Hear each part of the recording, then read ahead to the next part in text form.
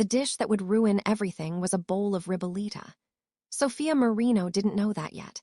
She only knew the address on Mulberry Street, the iron gate that buzzed open without her touching it, and the smell of old money mixed with something darker, gun oil, maybe, or fear baked into the wallpaper over decades.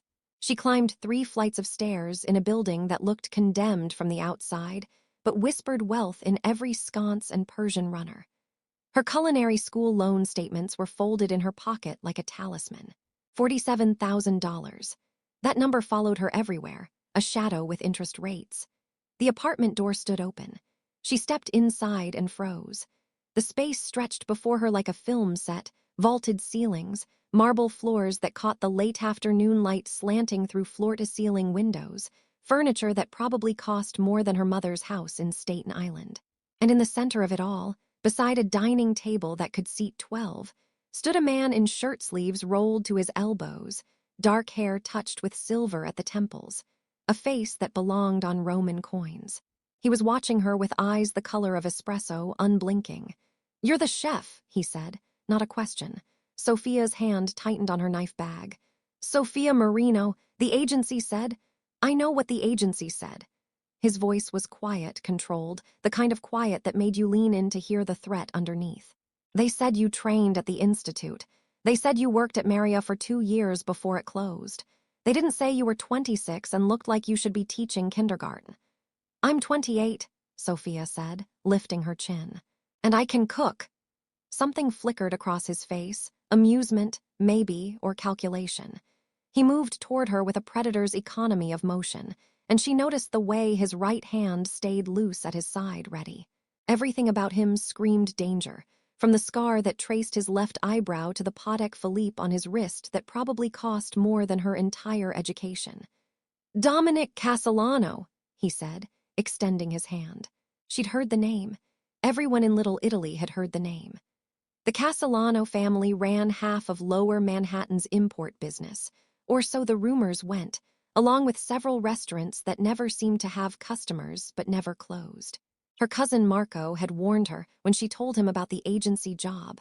"Don't take private gigs in that neighborhood. You don't know whose kitchen you're walking into." But $47,000 in debt didn't leave room for being careful. She shook his hand. His grip was firm, brief, and she felt calluses that didn't come from signing checks. "The job is simple," Dominic said, releasing her hand and moving back to the dining table. "I need a private chef 3 nights a week. Italian cuisine, traditional. Nothing molecular or deconstructed or whatever they're teaching you kids now. Real food. My mother's recipes, if you can manage it." "I can manage it." Sophia set her knife bag on the marble counter that separated the kitchen from the dining area. "Do you have a menu preference or surprise me?" He pulled out a chair and sat, watching her. "Show me what you can do with what's in that kitchen. I'll eat it, and if it's good, you're hired. If it's not," he shrugged, "the agency will send someone else." Sophia moved into the kitchen, hyper-aware of his gaze following her. The space was a chef's dream: Wolf range, Sub-Zero refrigerator, Carrara marble countertops that probably cost more than a car. She opened the fridge and found it stocked with basics: San Marzano tomatoes, fresh mozzarella, basil, garlic, good olive oil. Produced from Arthur Avenue, she guessed, not some generic supermarket. In the freezer, she found short ribs. In the pantry, dried cannellini beans, day-old bread, Cavolo Nero, her grandmother's ribollita.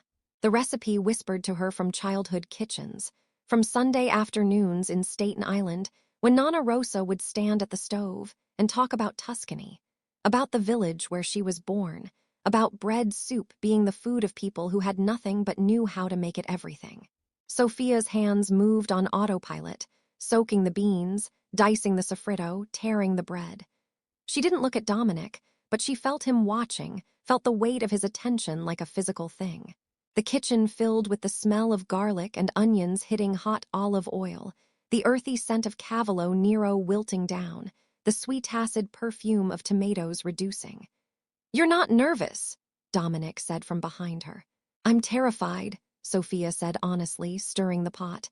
"But I'm always terrified when I cook for someone new. It means I care." She heard him stand, heard his footsteps on the marble. He appeared at her elbow, looking into the pot. What is this? Ribollita, Tuscan bread soup. Peasant food, technically, but I know what ribollita is. His voice had gone strange, flat. Where did you learn it? My grandmother. She was from outside Siena. Sophia added the beans, the vegetable broth she'd found in the pantry. She used to say that ribollita was proof that Tuscans could make magic out of scraps. Dominic was silent for a long moment. When Sophia glanced at him, his face had transformed, all the careful controls stripped away, replaced by something raw and unguarded. He was staring at the pot like it might contain the secrets of the universe. My mother made this, he said quietly. Every Sunday.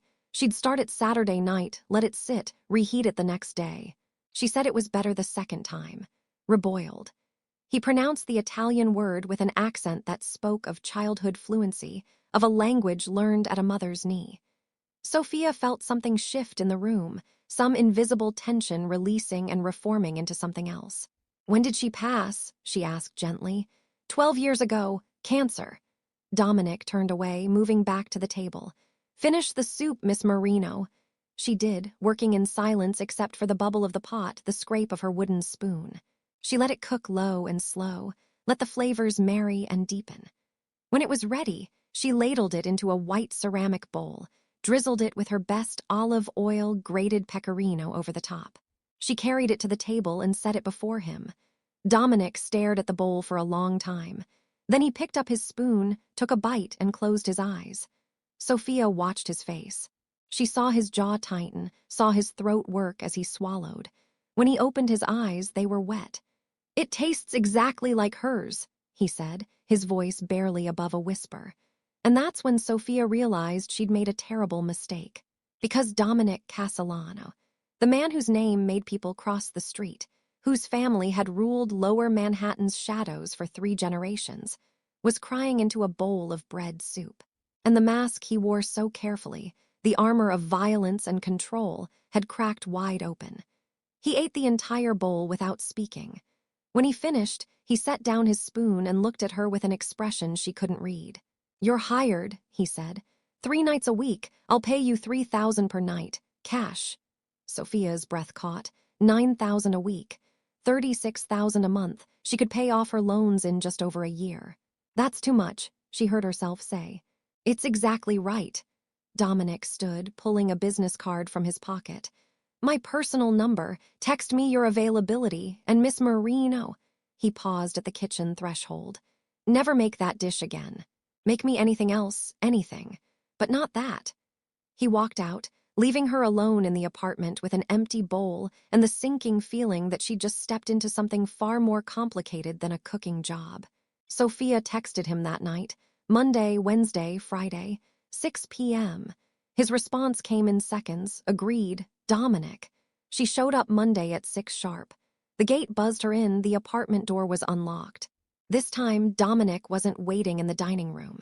She heard water running somewhere deeper in the apartment, music playing low. Puccini, she thought, though she wasn't certain. She unpacked her knives and surveyed the ingredients he'd left out. Branzino, fennel, blood oranges, fresh pasta. She made falto di branzino al forno with caramelized fennel and a blood orange reduction. She made cassio e pepe with fresh tonarelli. She made panna cotta with espresso and dark chocolate. Dominic emerged in a different suit, charcoal this time, with a black tie loosened at the collar. He looked like he'd spent the day doing something exhausting. There was tension in his shoulders, a tightness around his eyes. Rough day? Sophia asked before she could stop herself. He gave her a look that would have withered most people. I don't pay you to ask questions about my day. You're right, sorry.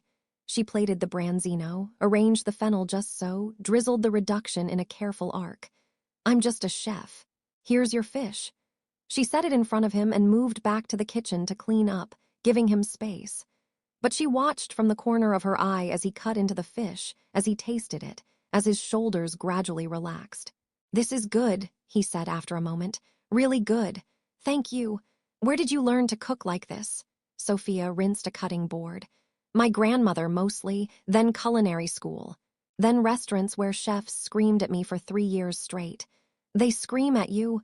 It's part of the culture, Sophia shrugged. You learn to take it or you quit. What did you do? I learned to scream back. She smiled. Respectfully. For the first time, she saw him almost smile. It transformed his face, made him look younger, less like a monument to violence and more like a man who might once have been someone's son, someone's friend.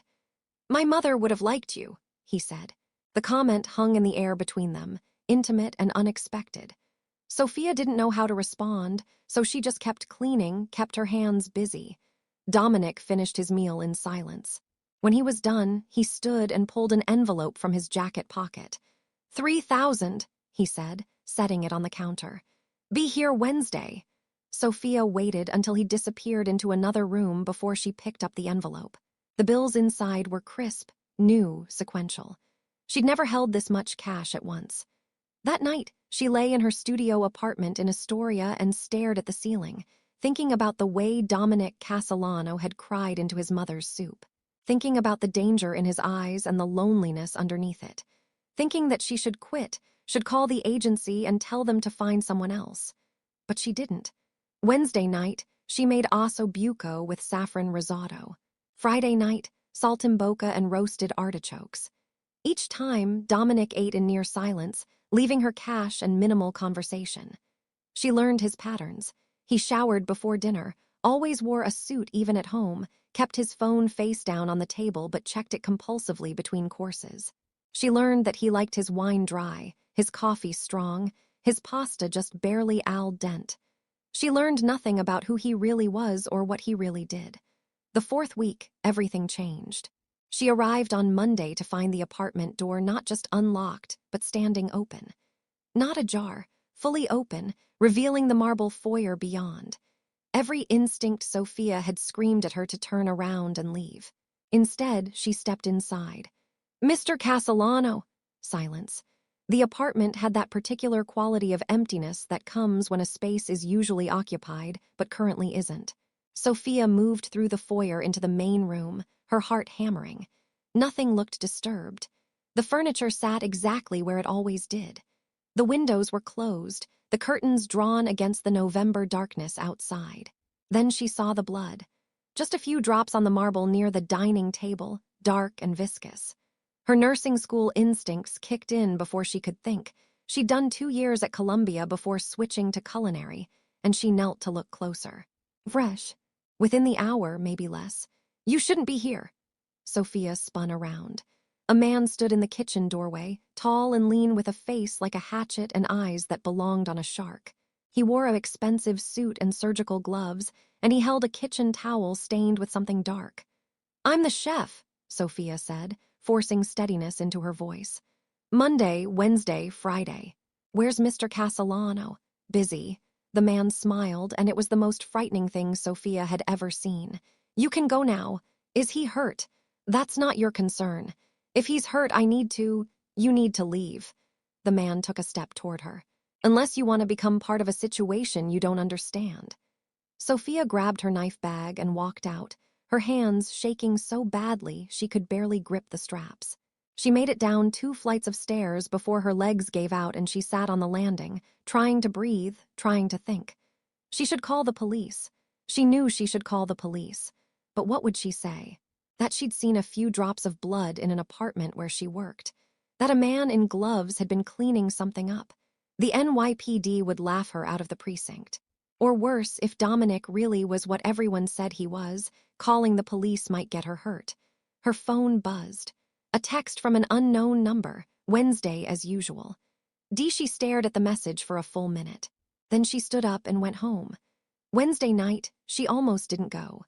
She stood outside the building on Mulberry Street for 10 minutes, her knife bag feeling like it weighed 100 pounds, before finally pressing the buzzer. The gate opened. The apartment door was closed but unlocked. Dominic sat at the dining table wearing a black sweater instead of his usual suit. His right hand was bandaged from palm to mid-forearm, the white gauze stark against his olive skin. You came, he said. You're hurt. Sophia set down her knife bag. Let me see it. It's fine. It's not fine. You can barely move your fingers.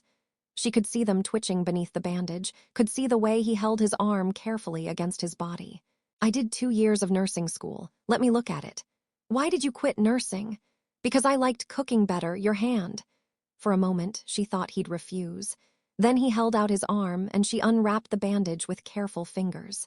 The wound underneath made her breath catch. A deep laceration ran across his palm, recently sutured with neat stitches that spoke of professional medical care. But the skin around it was inflamed, angry red. "This needs antibiotics," she said. "It's getting infected. I have antibiotics. Are you taking them?" Silence. "Mr. Castellano, Dominic." He pulled his hand back. "If you're going to lecture me about wound care, at least call me by my name." Sophia met his eyes. "Dominic, take your antibiotics, and let me make you something that won't require a knife." She made him zuppa di pes that night, a fish stew he could eat with just a spoon. She made him focaccia that tore apart with his left hand.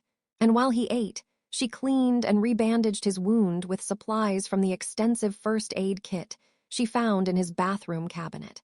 A kit that included surgical scissors, hemostatic gauze, and quick clot combat dressing. Not the kind of first aid kit you bought at CVS. "You're wondering," Dominic said from the dining table. Sophia kept her eyes on the gauze she was wrapping. "It's not my business. You're wondering what I do. Who I am. I know who you are." She secured the bandage with medical tape. "Everyone in Little Italy knows who you are. And yet you keep showing up. You keep paying me." Sophia met his gaze. "And I need the money." Something shifted in his expression, respect, maybe, or recognition. "Student loans. $47,000. Well, 42 now." She allowed herself a small smile. "Another month and I'll be under 40. What if I told you I could make those loans disappear? One phone call, and they'd be erased from every database like they never existed." Sophia's pulse quickened. "I'd say that sounds illegal." "It is." "Then I'd say no thank you." She stood, gathering the used bandages. "I don't take shortcuts, I pay what I owe." Dominic laughed, actually laughed, a sound that seemed to surprise him as much as it surprised her. "My mother would have really liked you. You said that before." "I meant it." He flexed his bandaged hand carefully. "She believed in paying debts, keeping promises. She used to say that a person's word was the only thing they truly owned. Sounds like a wise woman." "She was." His voice went soft. "She was the only person who ever really knew me. The only person I never had to pretend with." The vulnerability in those words hit Sophia like a punch. She'd spent 4 weeks cooking for this man, watching him eat in silence, treating him like a job, a client, a means to an end. But in that moment, she saw him clearly. Lonely beyond measure, imprisoned by his own reputation, eating his mother's recipes in search of something he'd lost and could never get back. "I should go," she said quietly.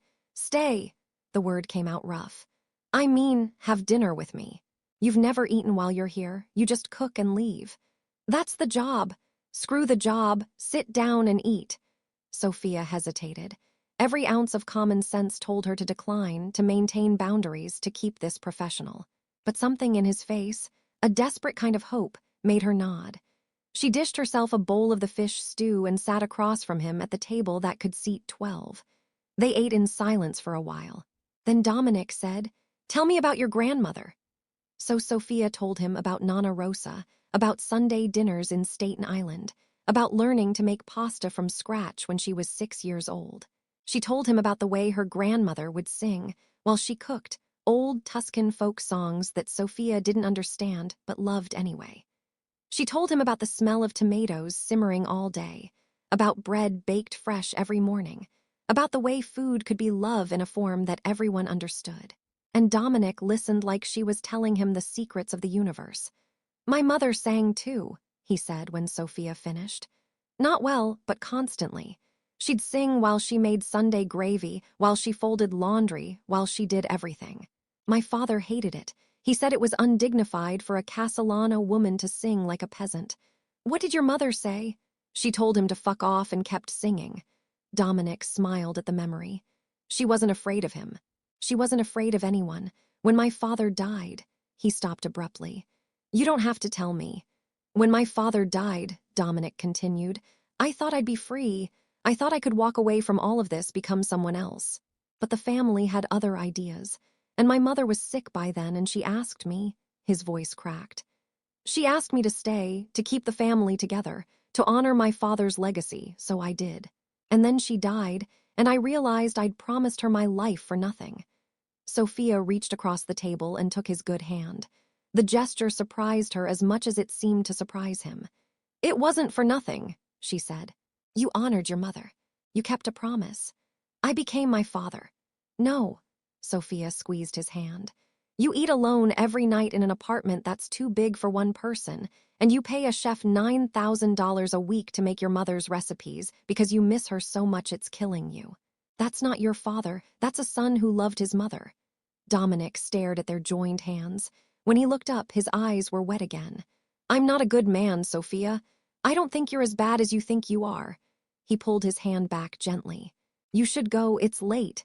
Sophia stood, collected her things.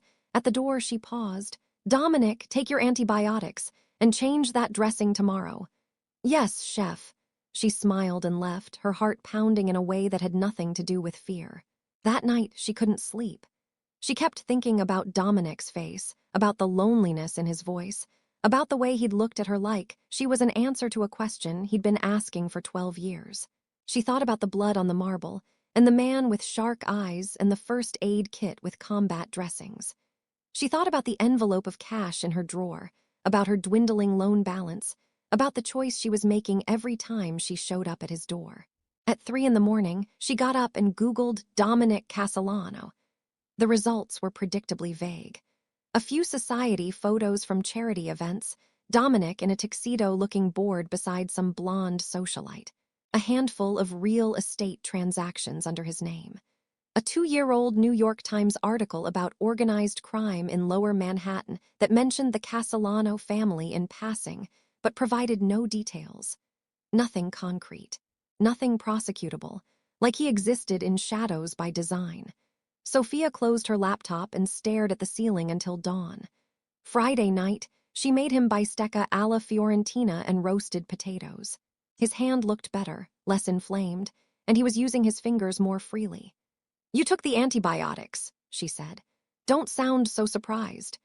They ate together again, and this time Dominic asked about her life, her childhood, her father who died when she was 16, her mother who still lived in Staten Island and worried constantly about Sophia living alone in the city. He asked about culinary school, about Maria, about her dreams for the future. "I want to open my own place," Sophia admitted. "Something small. Neighborhood Italian, the kind of place where people come for Sunday dinner and stay for 3 hours. Real food, not the trendy stuff." "How much would that cost?" "More than I have. Even after the loans are paid off, I'd need at least $200,000 for a decent location in Brooklyn or Queens. Then there's equipment, staff, licenses, insurance." She shrugged. "It's a fantasy. It doesn't have to be." Sophia looked at him carefully.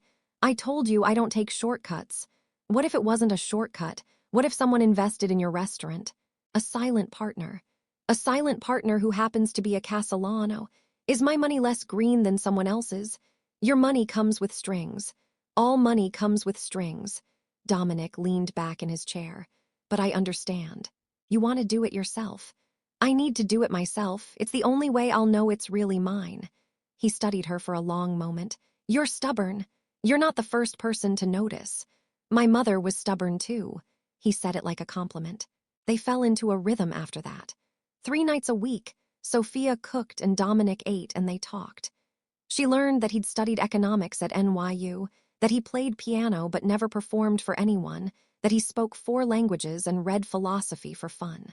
She learned that he was 39 years old, never married, and had a nephew he adored but rarely saw because the boy's mother, Dominic's sister, had moved to San Francisco to escape the family business. She learned that beneath the violence and the control and the reputation, Dominic Castellano was desperately, profoundly lonely. And somewhere in those weeks, without meaning to, Sophia started falling for him. It was in the way he listened when she talked, giving her his complete attention like nothing else in the world mattered.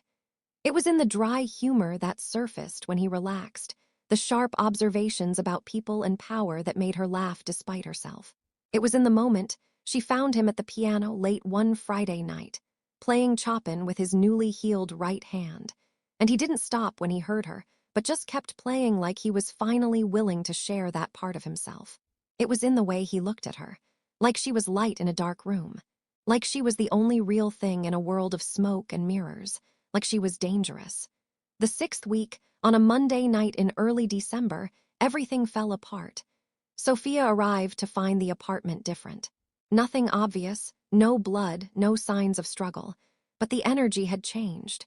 There were voices coming from deeper in the apartment, male voices speaking in clipped tones. The dining table was covered in papers and file folders and what looked like architectural drawings. She set down her knife bag and moved quietly into the kitchen, trying not to disturb whatever meeting was happening. But before she could start unpacking, Dominic appeared in the doorway. He looked different. Harder. He wore a black suit with no tie, and his face had that closed-off expression she remembered from the first night, all the softness she'd seen in recent weeks locked away behind armor. "There's been a change of plans," he said. "We have guests tonight. You'll need to cook for 6. 6? Is that a problem?" Yes, Sophia wanted to say, because she'd gotten used to their private dinners, to the intimacy of cooking for just him, to the way they'd talk for hours after he finished eating. The thought of strangers invading that space felt like a violation. "Not a problem," she said instead. "What would you like me to make?" "Impress them," Dominic said. "These are important people." He disappeared back into the apartment, leaving Sophia to open the refrigerator and panic.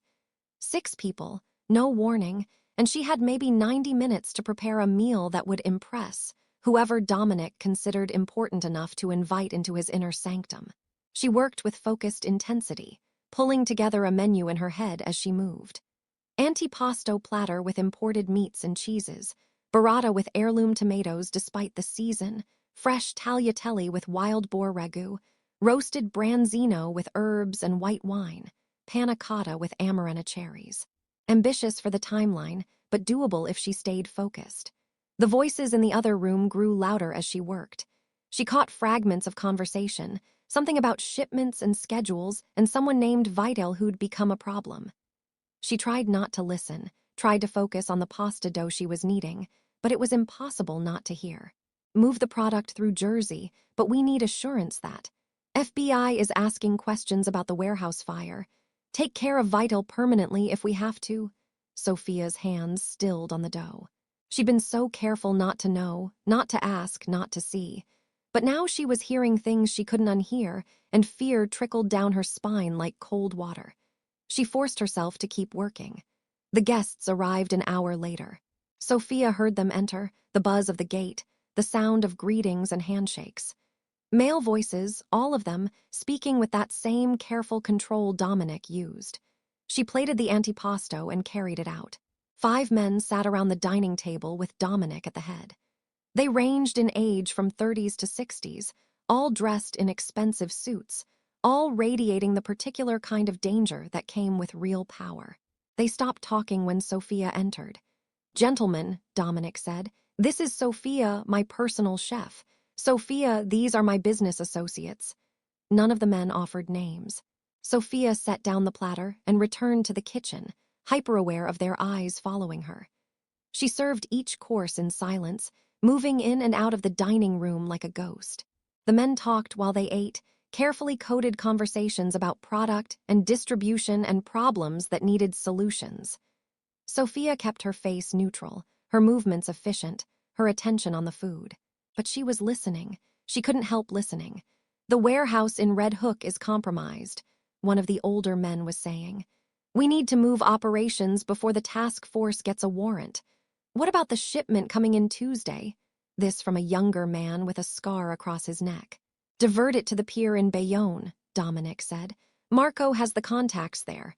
Marco's getting sloppy. He was seen with Vito last week." "I'll handle Marco." Dominic's voice carried a weight that made Sophia's skin prickle. "And I'll handle Vito." She was refilling water glasses when it happened. The older man, balding, with a face like crumpled leather, looked directly at her. "She's very attentive," he said. "How long has she been working for you?" 6 weeks, Dominic said. "Risky bringing in an outsider for a meeting like this. She's just a chef." "Is she now?" The man smiled, and it didn't reach his eyes. Does she know what business we're in, Dominic? The room went very still. She doesn't need to know, Dominic said carefully. She cooks, she leaves. That's the arrangement. And what if she's heard things? What if she decides to share those things? Sophia forced herself to keep pouring water, to keep her hands steady. She could feel every pair of eyes on her now, could feel the danger in the room thickening like smoke. She won't, Dominic said. How can you be sure? Because I trust her. The words hung in the air. The balding man laughed, a dry, humorless sound. You trust her. Interesting. Your father never trusted anyone outside the family. He said trust was weakness. My father is dead, Dominic said quietly, and I run this family now. Sophia finished pouring and retreated to the kitchen, her heart hammering. She heard the conversation shift, heard the men return to discussing their business in code. But she'd felt the threat in that exchange, had seen the way the older man looked at her, like she was a problem that might need solving. She served the panna cotta and escaped back to the kitchen. While the men ate dessert, she cleaned up with shaking hands, trying to decide what to do. Should she leave early? Should she pretend she hadn't heard anything? Should she, Sophia? She spun around. Dominic stood in the kitchen doorway, his face unreadable. That was excellent, he said, as always. Thank you. You heard things tonight, things you shouldn't have heard. Sophia swallowed hard. I wasn't paying attention, I was focused on the food. Don't lie to me. He moved closer, and Sophia's back hit the counter. You heard, I know you heard. I didn't hear anything that made sense, Sophia said honestly. I don't understand your business. I don't want to understand your business. Dominic studied her face for a long moment. Then he pulled out his phone and typed something quickly. Her phone buzzed in her pocket. What's that? She asked. $5,000 for tonight, for your discretion.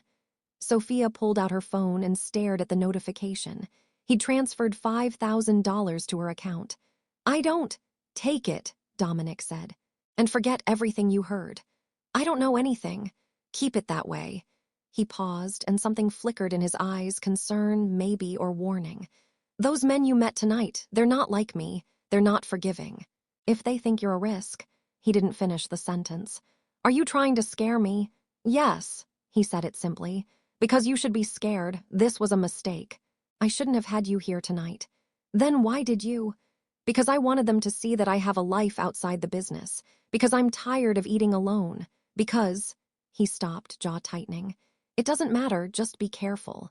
Be very careful. He walked out, leaving Sophia alone in the kitchen with her terror and the sound of men laughing in the next room. She didn't go back Wednesday. She texted Dominic that she was sick, that she needed the week off. He responded immediately. Understood. Take care of yourself. Sophia spent 3 days in her apartment, obsessively Googling the Castellano family, reading old news articles and forum speculation and true crime blogs. She learned that Dominic's father, Carlo Castellano, had been suspected of running a major drug trafficking operation, but had never been charged. She learned that the family's import business was widely believed to be a front for smuggling everything from cocaine to counterfeit pharmaceuticals. She learned that 3 men connected to the Castellano family had been found dead in the last 5 years, 2 from accidental overdoses, 1 from a warehouse fire. She learned that the man named Vital they'd discussed was Anthony Vital, a mid-level operator in a rival crime family. She learned that he'd been reported missing 2 days after her dinner with Dominic's associates. She learned that she was in way over her head. On the 4th day, her mother called. Sophia, honey, are you okay? You sound strange. I'm fine, Mom, just tired. You work too hard. Are you still doing that private chef thing? Yeah. Is it safe? You're going into strangers' homes. You don't know these people. Sophia's laugh sounded brittle even to her own ears. I'm careful. I worry about you in that city, so many bad people. Mom, I really have to go. Wait. There's something I need to tell you. Her mother paused. Your cousin Marco was asking about you. He wanted to know if you were working for someone named Castellano. Sophia's blood went cold. What did you tell him? I said I didn't know. But honey, Marco sounded scared. He said if you were working for the Castellanos, you needed to quit. He said they were dangerous, that people who got too close to them had a way of disappearing. Mom, I'm fine. I promise. Sophia, I have to go, I love you. She hung up before her mother could say anything else. That night, Dominic called her. She stared at his name on her screen for 5 rings before answering. You're not sick, he said without preamble. How do you know? Because I know you. What's wrong? Sophia closed her eyes. I can't do this anymore. Silence on the other end. Then, I understand. That's it. You understand? What do you want me to say, Sophia? That I'll make you stay, that I'll threaten you? His voice was tired. I told you that you should be scared. You're being smart. My cousin warned my mother about you. About your family. Your cousin is right. Anthony Vital is missing. Another pause. How do you know that name? I heard it that night. Your associates were talking about him being a problem that needed solving. Sophia, is he dead? She asked. Did you kill him? I can't answer that. Can't or won't. Both. Dominic's voice hardened. Listen to me carefully. Whatever you think you know, you don't know. Whatever you think you heard, you didn't hear. Forget my name, forget this job, forget everything. Go back to your life and stay away from me. Just like that. Just like that. What if I can't forget? Sophia whispered. What if I don't want to? The silence that followed stretched so long she thought he'd hung up. Then, Sophia, I'm not a good man. I told you that. I've done things. His voice cracked. I've done things that would make you sick. Things I'll burn in hell for. The only decent thing I've done in 12 years is let you walk away. So walk, please. Dominic, goodbye, Sophia. He hung up. Sophia sat in the dark of her apartment and cried. She cried for the man who ate his mother's soup and played Chopin when he thought no one was listening. She cried for the loneliness in his eyes and the tenderness in his voice when he talked about his mother. She cried for herself, for being stupid enough to fall for a man whose hands were stained with blood she couldn't see. And then she dried her eyes and started packing. She'd saved $17,000 from 6 weeks of cooking for Dominic. Combined with the $5,000 from that last dinner, she had $22,000, enough to disappear for a while, to start over somewhere else. Maybe Portland, maybe Austin, somewhere far from New York, from the Castellanos, from the memory of a man who'd looked at her like she was light. But first, she had to do one more thing. The next morning, Sophia took the subway to Brooklyn and walked into the 84th precinct. She asked to speak to someone in organized crime. They made her wait for 40 minutes in a room that smelled like burnt coffee and desperation before a detective appeared, a woman in her 40s with shrewd eyes and a tired face. I'm Detective Carmen Ortiz, she said. You had information about organized crime? Sophia took a breath.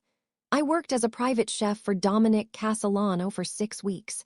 I heard things about shipments, about warehouses, about a man named Vital. Detective Ortiz's expression sharpened. What did you hear? So Sophia told her. Everything she'd heard that night at dinner, the Red Hook warehouse, the shipment being diverted to Bayonne, the discussion about Vital being a problem. She told the detective about the men at the table, described them as best she could. She told her about the transfer of $5,000 for her discretion. Ortiz wrote everything down with quick, efficient strokes. This is good, she said when Sophia finished. This is very good. We've been trying to build a case against the Castellano organization for 3 years. This could be the break we need. What happens now? Now you go home and act normal. Don't contact Castellano. Don't tell anyone you've spoken to us. We'll follow up on these leads, and when we're ready to move, we may need you to testify. Testify? Sophia's voice rose. In court. Against Dominic. Against the entire Castellano organization. If this goes to trial, you'd be a key witness. I'll be killed. We'll protect you. Witness protection. You can't protect me from them. Sophia stood abruptly. This was a mistake. I shouldn't have come. Miss Marino, sit down. I want to leave. You've just provided evidence of multiple federal crimes. You can't just walk away. Watch me. Sophia made it to the door before Ortiz's words stopped her. He won't be the man you think he is when this is over. Sophia turned. What? Dominic Castellano. I can see it in your face. You care about him. Maybe you think he's different, that he's not as bad as the others. But I've been investigating organized crime for 15 years, and I've learned one thing. There are no good men in this business. Only men who hide their crimes better. Ortiz's face softened slightly. Whatever you think you know about him, you only know what he's let you see. The real Dominic Castellano, he's ordered hits. He's trafficked drugs that have killed dozens of people. He's built his empire on suffering. Is that really someone you want to protect? Sophia thought about the man who'd cried over bread soup. The man who played Chopin and read philosophy and asked her about her dreams. The man who told her to walk away because he didn't want her blood on his hands. I don't know, she whispered. Then help us find out the truth. Ortiz handed her a business card. Think about it. And if you want to do the right thing, call me. Sophia took the card and left. She spent the next 2 days in a fog of indecision. She'd go hours convinced she'd done the right thing, that turning Dominic in was the moral choice, that she couldn't let her feelings blind her to his crimes. Then she'd remember the way he'd looked at her, the vulnerability in his voice, and doubt would swamp her again. On the 3rd day, her apartment door buzzed at 9 at night. Sophia looked through the peephole and her heart stopped. Dominic stood in the hallway. She opened the door with shaking hands. He looked terrible, unshaven, exhausted, his suit rumpled like he'd been wearing it for days. How did you find my address? Sophia asked. I've known your address since the first night. He stepped inside without asking. We need to talk. About what? About the fact that you went to the police. He said it flatly, without accusation, and somehow that was worse than anger. Sophia's throat went dry. How do you know? Because I have people everywhere, Sophia, including in the 84th precinct. A friend called me an hour after you left Detective Ortiz's office. He moved into her small living room, too large for the space, making everything feel cramped and dangerous. What did you tell her? Everything I heard that night, about the warehouse, the shipment, Vital. Dominic nodded slowly. And what did she tell you? That you're a criminal, that you've killed people, that you built your empire on suffering. Sophia wrapped her arms around herself. Is it true? Yes. The simple confirmation hit her like a slap. I never lied to you, Dominic continued. I told you I wasn't a good man. I told you I'd done things I'd burn in hell for. You just didn't want to believe me. So it's my fault for being naive. It's my fault for letting you get close. He ran a hand through his hair, a gesture of frustration she'd never seen from him before. I should have kept it professional, should have just paid you and kept my mouth shut. But I was lonely and you were. He stopped. It doesn't matter. What was I? Sophia demanded. Finish the sentence. You were everything. The words came out raw, stripped of all his usual control. You were everything I gave up when I became this. Every decent impulse, every soft feeling, every part of me that wasn't violence and calculation and blood. You walked into my apartment and cooked my mother's soup and His voice cracked. I wanted to be someone who deserved you. Sophia felt tears burning behind her eyes. Then walk away from it, leave the family, testify against them. We could. What? Run away together, start over somewhere else? Dominic laughed bitterly. Sophia, you don't walk away from this. You leave in a body bag or in handcuffs. Those are the only 2 options. Then let me help you. Let me. You did help me. He moved closer, and Sophia saw the exhaustion in his eyes, the weight of years she couldn't imagine. You gave me 6 weeks of feeling human, of eating dinner with someone who saw me, not the boss, not the criminal, just me. That's more than I deserved, more than I'll ever get again. Dominic, I came here to warn you. He pulled something from his pocket, a plane ticket. You need to leave New York. Tonight. This goes to Portland, one way. There's an apartment waiting for you when you land, paid for a year, under a different name. There's also a bank account with $100,000. Enough to start your restaurant if that's what you want. Sophia stared at the ticket. I don't understand. The men you saw that night, the ones at my table, they know you talked to the police. And they want you dead. He pressed the ticket into her hand. I convinced them to give me 24 hours to handle it. They think I'm going to kill you myself. The room tilted. Are you? No. He said it with such certainty that Sophia's legs nearly gave out. But I need them to think you're dead. So you're going to get on that plane tonight and you're going to disappear. Change your name, dye your hair. Never contact anyone from your old life again, especially not me. I can't just leave my mother. Your mother will be fine. I'll make sure of it. She'll think you took a job in California. She'll worry, but she'll be safe. And alive. His jaw tightened. Which is more than I can guarantee if you stay. Sophia's mind reeled. What about you? What happens when they find out you didn't kill me? They won't find out. I've arranged for a body to be found in the Hudson tomorrow. Female, your approximate age and build. Dental records will be corrupted. By the time anyone realizes it's not you, you'll be long gone. Whose body? Sophia whispered. You don't want to know. He cupped her face with both hands, and Sophia saw moisture in his eyes. I'm so sorry. I'm sorry I dragged you into this. I'm sorry I wasn't strong enough to stay away from you. I'm sorry for everything. I don't want to go. I know, but you have to. He kissed her forehead, gentle and final. Be happy, Sophia. Cook your food. Open your restaurant. Find someone good, someone who doesn't have blood on his hands. Forget about me. I won't forget you. Try. He pulled back, and his face hardened back into the mask she remembered from the first night. The car will be here in 30 minutes. Pack light, only what you can carry. He walked to the door, then paused with his hand on the knob. The ribollita, he said without turning around. The one you made that first night, it was perfect. Exactly like my mother's. You should make it in your restaurant. Call it Nana Rosa's recipe in honor of your grandmother. Dominic, goodbye, Sophia. He left, and this time it was really goodbye. Sophia stood frozen for a long moment. Then she grabbed a duffel bag and started packing. She made the flight with 10 minutes to spare. As the plane lifted off from JFK, she looked down at the lights of New York disappearing below and felt something inside her break clean in half. Somewhere down there, Dominic was arranging for a body to be found. Somewhere down there, her mother was probably watching television, unaware that her daughter was vanishing. Somewhere down there, Detective Ortiz was building a case that would never go to trial because the key witness had just disappeared into the night. And somewhere down there, in an apartment on Mulberry Street, a bowl of ribollita sat cold on a counter, never to be eaten.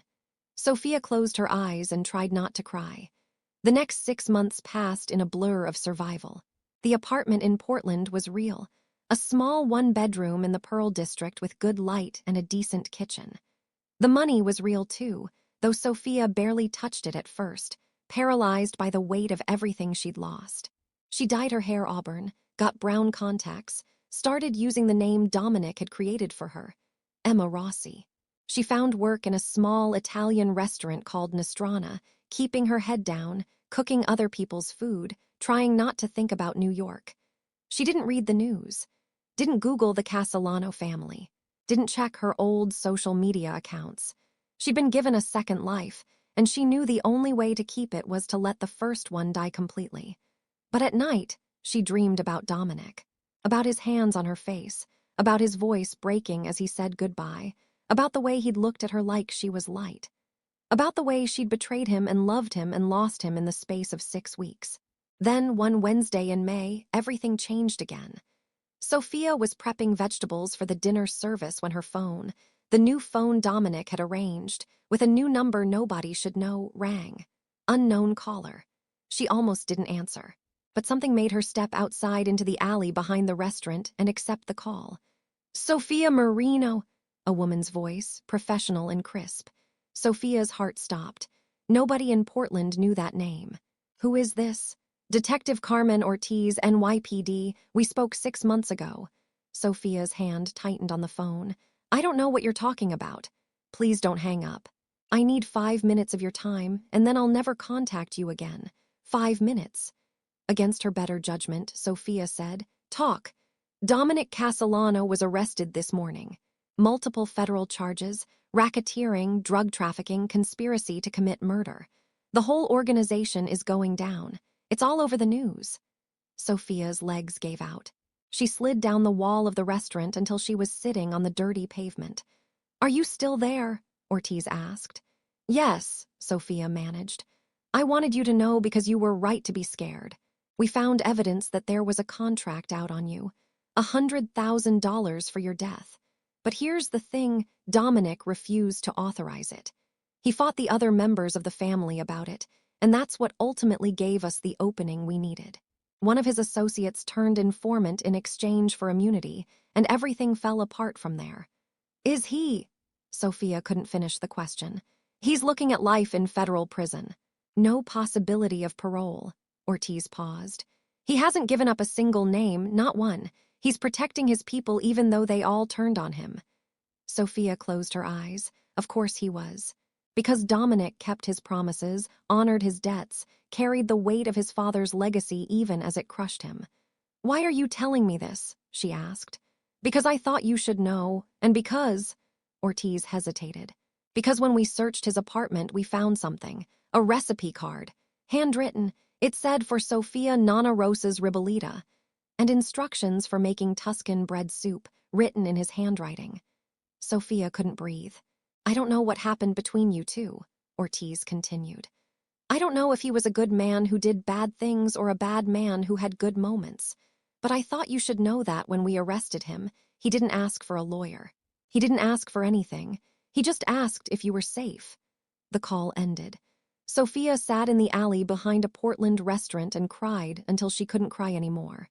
That night, she made ribollita for the first time since leaving New York. She cooked it in her small apartment kitchen, letting the smell fill the space, letting the memory wash over her. When it was done, she sat alone at her tiny table and ate a bowl, and it tasted exactly like loss. 3 months later, Sophia opened her restaurant. She used Dominic's money, all of it. She found a small space in northeast Portland, painted the walls warm terracotta, filled it with mismatched tables and vintage Italian posters and strings of Edison bulbs. She called it Rosa's, after her grandmother, and she put ribollita on the menu as a daily special. The restaurant became exactly what she'd dreamed, a neighborhood place where people came for Sunday dinner and stayed for 3 hours. She worked 16-hour days, cooking the food she'd learned from Nana Rosa and refined in professional kitchens. She built a life, built a name, built something that was entirely hers. But every time someone ordered the ribollita, she thought about Dominic.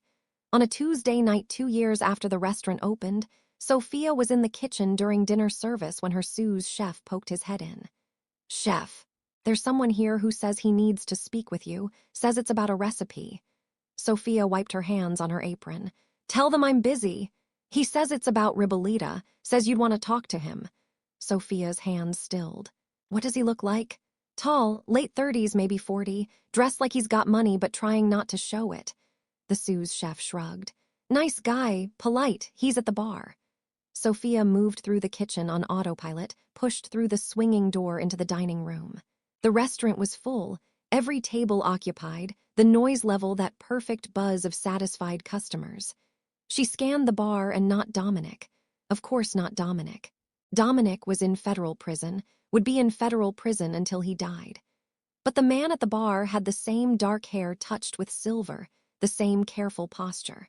He was younger than Dominic, maybe 35, and when he turned to face her, Sophia saw the family resemblance in the sharp line of his jaw, the intensity of his dark eyes.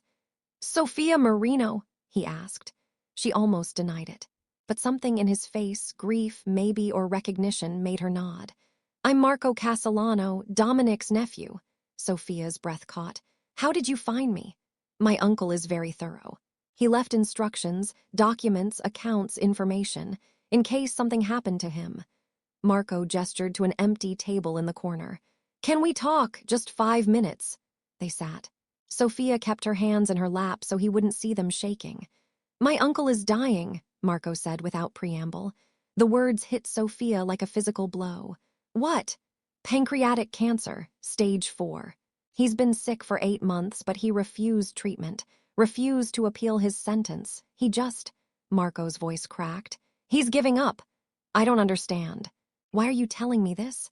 "Because you're the only person he's asked for." Marco pulled out his phone, showed her a text message in Italian.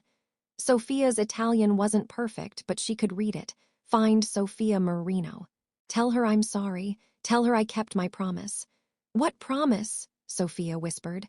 "I don't know. He wouldn't tell me." Marco's eyes were wet. "But he's in a federal medical facility in upstate New York. He probably has a few weeks left, maybe less. And I think," he swallowed hard, "I think he wants to see you before he dies." Sophia stared at the text message. "I can't. I have a restaurant. I have a life here. I can't just—" "I'll pay for everything. Flights, hotels, security if you need it. I'll make sure you're safe." Marco reached across the table and took her hand. Please, he's my uncle, but he raised me after my father died. He's the only family I have left. And he's dying alone because he pushed everyone away to protect them. Don't let him die alone." Sophia looked around her restaurant, at the tables full of happy customers, at the kitchen where her staff was cooking food she'd taught them, at the life she'd built from the ashes of everything she'd lost. She'd worked so hard to forget, to move on, to become Emma Rossi instead of Sophia Marino.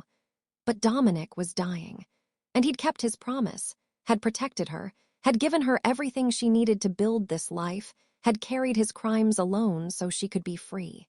"Okay," she heard herself say. "I'll go." The Federal Medical Facility was a grim concrete building in the middle of nowhere, surrounded by fences and guards, and the particular despair that clings to places where people go to die. Marco had arranged everything: the security clearance, the visitor approval, the escort through multiple checkpoints and locked doors. They put Sophia in a small room with a table and 2 chairs. The walls were beige, the lighting fluorescent and harsh. A guard stood by the door, arms crossed. And then Dominic walked in. No, not walked. Shuffled. He was in an orange jumpsuit that hung loose on a frame that had lost at least 40 pounds. His face was gaunt, his skin gray, his hair entirely silver now. But his eyes were the same, and when they landed on Sophia, they filled with an emotion so intense she had to look away. "Sophia!" His voice was rough, thin. "You came." She couldn't speak, could only stare at this ghost of the man she'd known. The guard gestured to the chairs. 30 minutes, no physical contact. Dominic sat carefully, like his bones might break. Sophia sat across from him, and for a long moment they just looked at each other. "You look good," Dominic said finally. "Healthy, happy. You look terrible." He laughed, actually laughed, though it turned into a cough that shook his whole body. "Yeah, dying will do that to you. Marco said you refuse treatment. What's the point? I'm in here for life. I'm 41 years old and I'll never leave this place. Cancer's just speeding up the inevitable. That's not, you can't just give up." "I'm not giving up. I'm accepting consequences."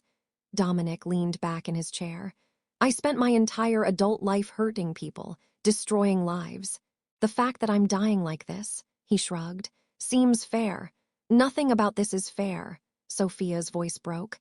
"You saved my life, you gave me everything, I fell in love with you." He said it simply, like commenting on the weather. "I know I never said it, I know I had no right to feel it, but I did. From that first bowl of soup, I was gone." Sophia felt tears sliding down her face. "I fell in love with you too." "I know." Dominic smiled, and for a moment she saw him as he'd been, the man who played Chopin and read philosophy and looked at her like she was light. "That's why I had to let you go. You deserved better than what I could give you." "I didn't want better, I wanted you. You wanted the version of me that existed in my apartment for 6 weeks. The man who ate your cooking and talked about his mother. But that wasn't real, Sophia. The real me ordered hits, moved drugs that killed people, built an empire on suffering just like Detective Ortiz said. You also protected me, gave me a new life, refused to give up anyone in your organization even when they all turned on you. Because that's the code. You protect your people, you keep your promises." Dominic's eyes were intense now, focused despite his obvious exhaustion. "That's what I need you to understand. Everything I did, the violence, the crimes, all of it, I did it because I believed in something. Family, loyalty, the idea that your word means something. My father taught me that, and my mother reinforced it, and I carried it even when it destroyed me. Then why are you dying alone? Where's your family now?" Pain flashed across Dominic's face. "I don't blame them. They're angry because I wouldn't give up names, wouldn't make deals. They think I'm being stubborn. They don't understand that if I break the code now, everything I did, everything I sacrificed, it all becomes meaningless." Sophia reached across the table before she could think. The guard moved forward, but Dominic held up a hand. "Please," he said to the guard, "just let her hold my hand. I'm dying. It's not going to compromise your security." The guard hesitated, then nodded once and stepped back. Sophia took Dominic's hand.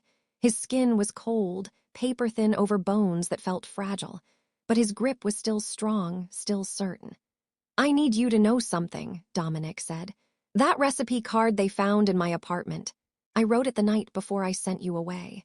I thought maybe someday, after I was gone, you'd remember me when you made that soup. Remember that I wasn't all bad.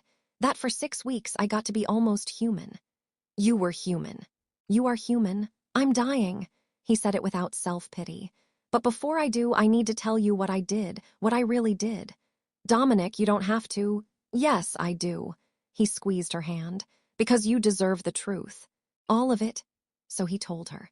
About the drug shipments he'd overseen, the money he'd laundered, the people he'd ordered killed.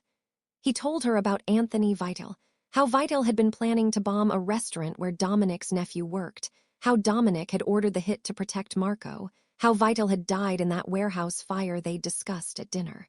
He told her about the woman whose body he'd used to fake Sophia's death, a drug addict who'd overdosed, whose body Dominic had paid to have altered and dumped.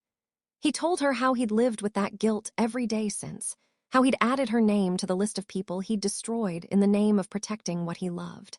He told her everything, holding nothing back, and Sophia listened with tears streaming down her face. So that's who I am, Dominic finished. That's the man you fell in love with, still love me. Sophia looked at their joined hands. She thought about the boy who'd learned to cook from his mother, who'd played piano and read philosophy, and wanted to be more than his father's legacy. She thought about the man who'd cried over bread soup and asked her about her dreams.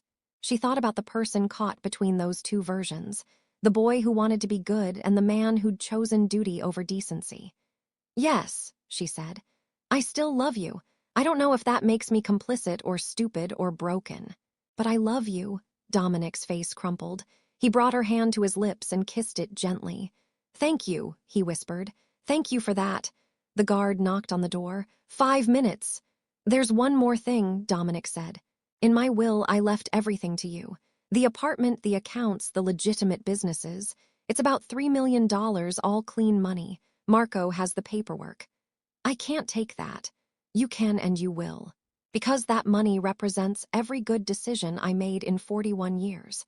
It's the money I earned honestly, from investments and real estate and businesses that didn't hurt anyone. It's the only part of me that's not soaked in blood. He held her gaze.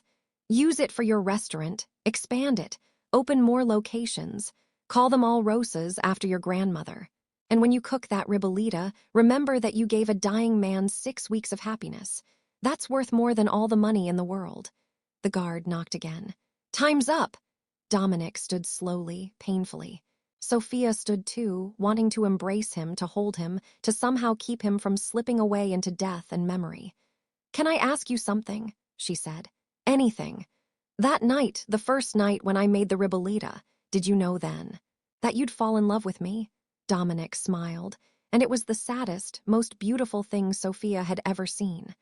I knew the moment I tasted it, because you'd taken scraps, bread and beans and vegetables, and turned them into something magical.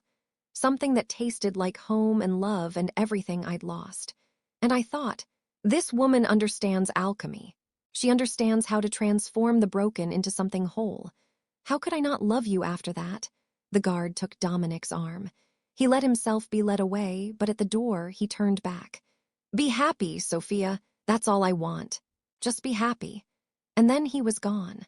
Sophia stood in the empty room and cried until the guard gently told her she needed to leave. Marco was waiting in the parking lot. He drove her back to her hotel in silence, respecting her grief. At the entrance, he handed her a thick envelope. The paperwork for Uncle Dominic's estate. My number's in there if you need anything.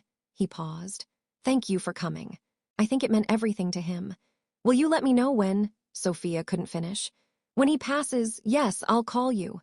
Sophia went back to Portland, back to her restaurant, back to her life as Emma Rossi, chef and small business owner. But she kept her phone close, waiting.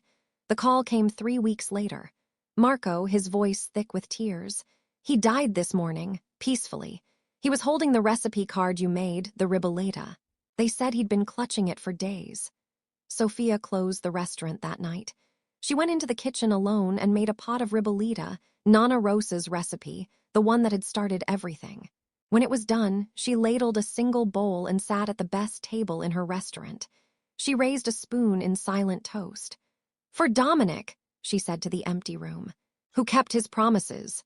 She ate the entire bowl, tasting every layer, the sweetness of the vegetables, the earthiness of the beans, the comfort of bread that had become more than itself.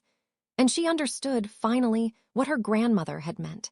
Ribollita was proof that you could take broken things, stale bread, wilted vegetables, scraps that others threw away, and transform them into something nourishing, something whole. Like a boy who wanted to be good but became something else. Like a chef who fell in love with a criminal. Like a life built from the ashes of another. The next day, Sophia signed the estate paperwork. She put half the money back into Rosa's, bought the building, hired more staff, upgraded the kitchen. With the other half, she started a scholarship fund for culinary students with debt, kids like her who dreamed of cooking but couldn't afford the education. She called it the Rosa Castellano Scholarship, after Dominic's mother and her grandmother. After two women who'd taught their children that food was love, that promises mattered, that even in darkness, you could find moments of light. And every Sunday, Sophia made ribollita as a special. She watched customers taste it, watched their faces soften with memory and comfort. She never told them the story behind the recipe, about the mafia boss who'd cried over bread soup, about the 6 weeks that changed 2 lives, about love found and lost in the space between honor and sin. But she knew. And she carried that knowledge like Dominic had carried his codes, with certainty, with grief, with the understanding that some promises you keep even after death. 5 years after Dominic died, Rosa's expanded to 3 locations. The original space in Portland, a second in Seattle, a third in San Francisco. Each one true to Sophia's vision, neighborhood Italian, real food, places where people came for dinner and stayed for hours. And in each location, ribollita was the signature dish. Sophia had married by then, a kind man named Lucas who taught high school and knew nothing about her past except that she'd once lived in New York. She'd never told him about Dominic, about the Castellanos, about the 6 weeks that had defined everything that came after. That part of her life belonged to Emma Rossi, to a woman who died and been reborn, to a story she carried alone. But sometimes, late at night when Lucas was asleep and the restaurant was quiet, Sophia would make herself a bowl of ribollita. And she'd remember a man with espresso eyes who'd looked at her like she was light, who'd sacrificed everything to give her a chance at happiness, who'd died clutching a recipe card and a memory of something good. She'd remember the way he'd said her name. She'd remember that for 6 weeks, they'd saved each other. And she'd understand that some love stories don't get happy endings. Some love stories end in federal prison, and fake deaths, continuing lives lived under borrowed names. Some love stories are about learning that people can be both terrible and tender, both cruel and kind, both destroyer and protector. Some love stories are about a chef and a mafia boss and a bowl of soup that broke them both open. Sophia finished her ribollita and washed her bowl and went to bed beside her husband. In the morning, she'd wake up and open her restaurant and cook food that made people happy. She'd live the life Dominic had given her, would honor his memory by being happy. But tonight, she let herself grieve. For what was, for what could never be, for the man who'd kept his promise even as it killed him. And in some metaphysical space between memory and loss, she felt Dominic's presence. Felt him watching over her restaurant, proud of what she'd built. Felt him at peace with the choices he'd made, with the code he'd kept until the end. Be happy, he'd said, so she was. She cooked. She created. She loved. She lived. And every Sunday she made ribollita. For Nonna Rosa, who taught her that cooking was love. For Dominic, who taught her that even broken things could be transformed. And for herself, Sophia Marino, Emma Rossi, chef and survivor and keeper of secrets. A woman who'd learned that sometimes the most important recipe isn't about ingredients or technique.